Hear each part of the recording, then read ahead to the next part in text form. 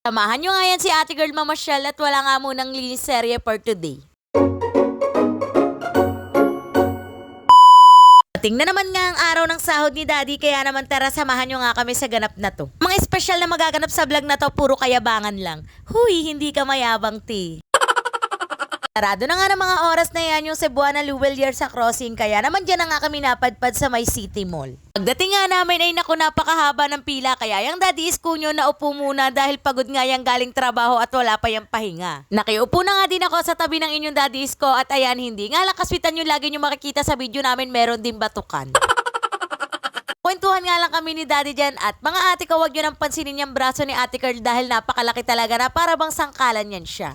Time nga lang ng babae na yan magsuot ng ganyang klaseng damit dahil hindi talaga niyan pinapakita yung braso niya, pero thank God at nagkaroon na ng confidence ang babae na yan. Napasabi na lang yan siya na bagay naman pala sa kanya. On ko na nga muna si Daddy sa pila at eto, naggala-gala nga muna ako dito sa City Mall at nakakita nga ako ng mga naggagandahang sofa set. Kahit nga may sopa na sa bahay ay nagmamanifest pa rin talaga ang babae na to na magkaroon ng ganyang kagagandang sopa. Pero sa sopa ay dito naman nga napadpad ang babae sa mga pang display. Ay nako, tayo talaga mga nanay kapag nakakita ng ganyan napapatigil talaga tayo bigla. Grabe din talaga yung pagkabusog ng mata natin kapag nakakakita tayo ng mga gamit sa bahay. Nakita nga din ako dito ng mga tsinelas na gusto ko yung may kumikinang-kinang. Ganyan talaga yung mga trip kong tsinelas, yung kumikinang, kapag kasi suot ko sila ay feeling ko ay kumikinang din ako. Huy, ano ka, star?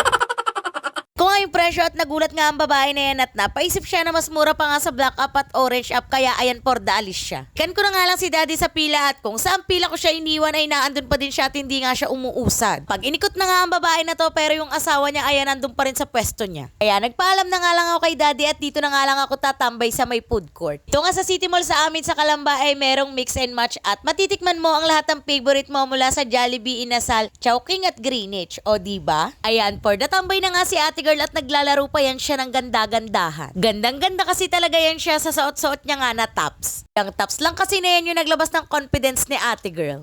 Este ng kapal ng mukha niya pala.